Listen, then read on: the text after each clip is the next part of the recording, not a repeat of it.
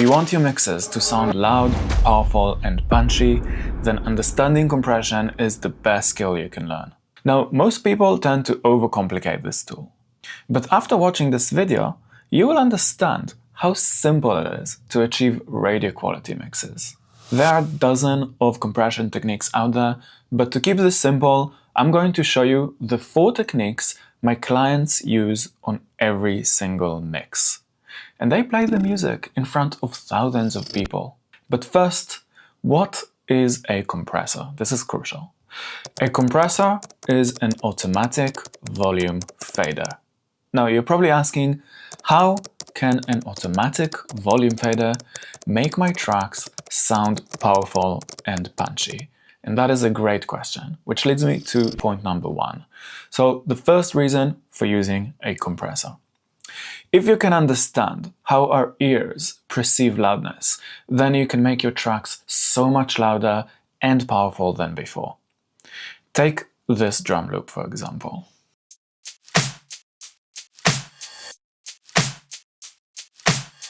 Notice the loudness difference between the snare and the hats. Our ears perceive that as less loud if all the drum hits were closer in volume.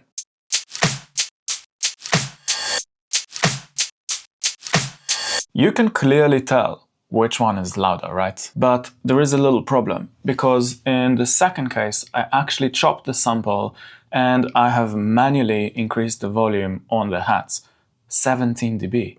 Now, this is obviously more powerful, but you don't want to do that on every single instrument in your track, because that is such a big waste of your time. And a compressor anyway can do that automatically. And this is exactly how. So every compressor has these 4 controls: threshold, ratio, attack, and release. When your sound goes above the threshold, the compressor acts like an invisible hand pulling the volume fader down. The ratio controls how hard that hand pulls the fader down. A low ratio means a gentle pull, and a high ratio means a strong pull. The attack controls how fast that hands pull the volume fader down. And when the sound went back below the threshold, the release controls how fast the hand pulls the volume fader back up to 0. When I started producing, I could not say if a compressor made any difference to the sounds in my tracks. It was because I didn't know what to listen to. And that's why you should always guess the settings of the compressor first. Then you will play the sound. Then you will adjust the threshold so the sound can go above the threshold. And only then you will make adjustments if needed. And you guess the settings based on what exactly you're trying to achieve. Always work with purpose. So I dropped a glue compressor onto this loop. So we want our invisible hand to start turning the volume here, and when it gets to here, I want it to go back to 0.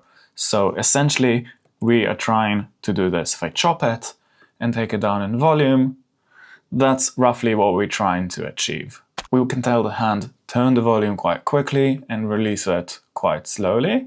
The ratio will stay as it is because I don't want the hand to pull the volume fader down aggressively. I want it to pull it down kind of gently, a little bit more gently. We will keep the threshold like that. We will play the sound, and then we will adjust the threshold, and we will make adjustments if needed.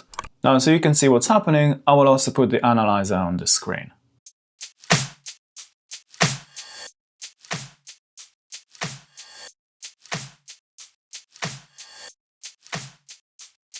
Now the snares are much closer to the hats, but everything is a lot quieter, so we can add some makeup gain to bring it back up to the same volume it was before.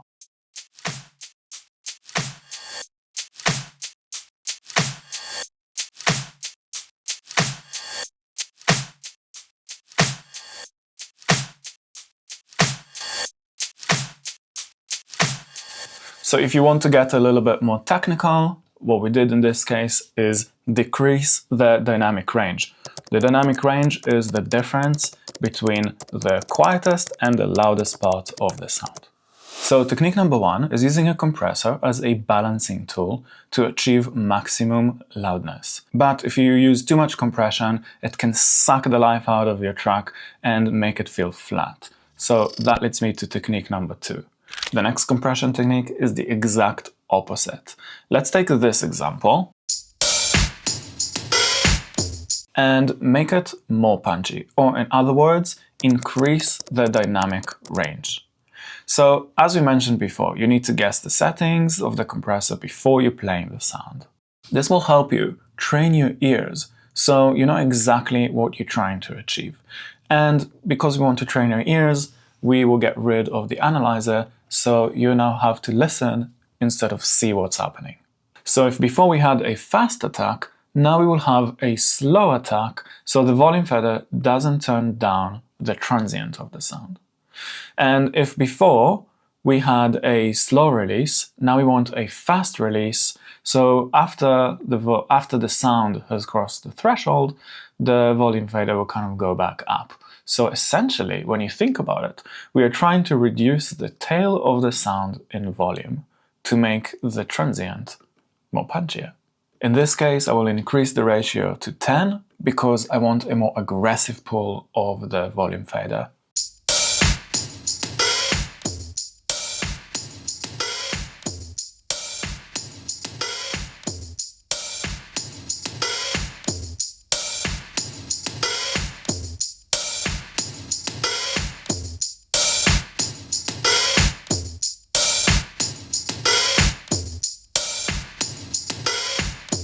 And if you still want to see the effect on the analyzer, this is it.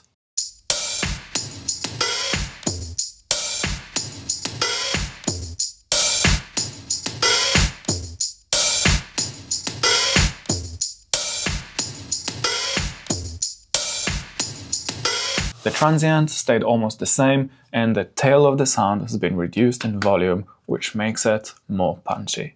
But these two techniques only scratch the surface of what a compressor can do.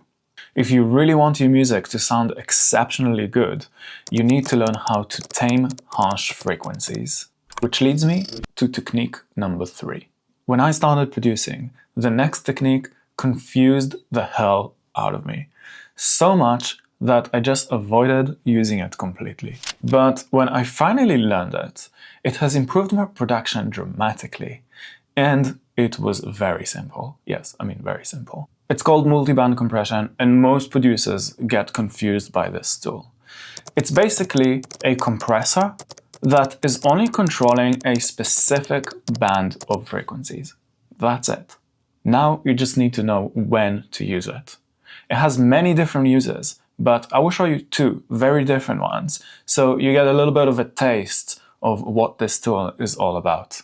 Listen to this synth loop, and I want you to think what is wrong with it.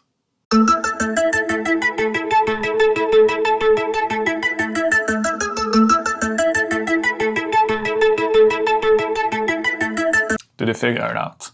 It sounds harsh as fuck, and we can use a multiband compressor to tame those harsh frequencies. I will start with the Pro MB so you can see exactly what I'm doing, but I will also show you how to do that with the multiband dynamics. So it all comes down to identifying the harsh frequencies, and that is very easy. Let's play the sound and create a band.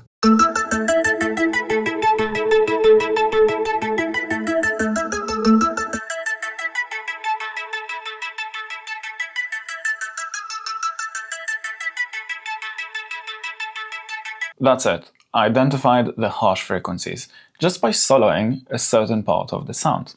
Is that correct? No, the problem is with these very harsh peaks of the sound. So let's take the volume fader down quickly. Setting a fast attack. Let's keep the release as it is, maybe even increase the release just a bit. Here, with this compressor, we have a range, so we can tell this compressor don't go below 6 dB. But I don't want it. I want it to go a bit lower, maybe minus 9 dB. Let's play the sound, and then I will reduce the threshold.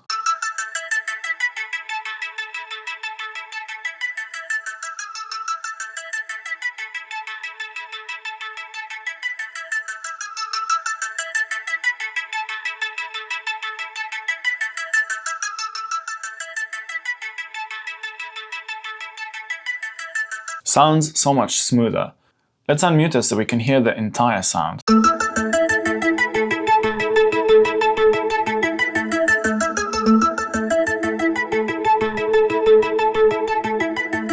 So compression technique number 3 is taming harsh frequencies. But if you get the next thing wrong, it can contribute to your track sounding muddy. Listen to this loop and try to figure out what's wrong with the snare.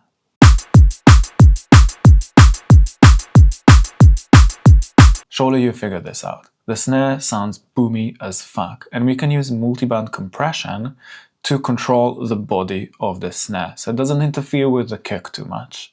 So this time we'll use multiband dynamics, and we'll start by identifying the problematic frequencies. So what I like to do is solo the mids, and then use these two sliders to set the frequency band where the problematic frequency is.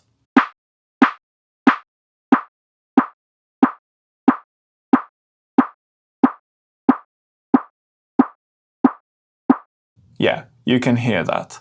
So now, to make this compression work, we need to slide this box to any number greater than 1. Let's put it on 2. It's like the ratio with the compressor. Then we need to drag this, which is the threshold.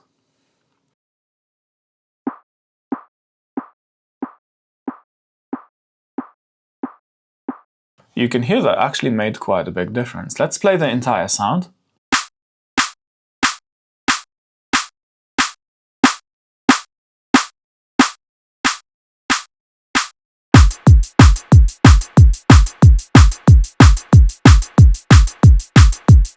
So I've been teaching these techniques and many others to my clients, helping them improve the music production. And some of them even went and played the music in front of thousands of people. So if you want to work together and improve your music production, check the link below this video. But I just wanted to mention one more thing. Compression works best if you're EQing your sounds first. Just think about this.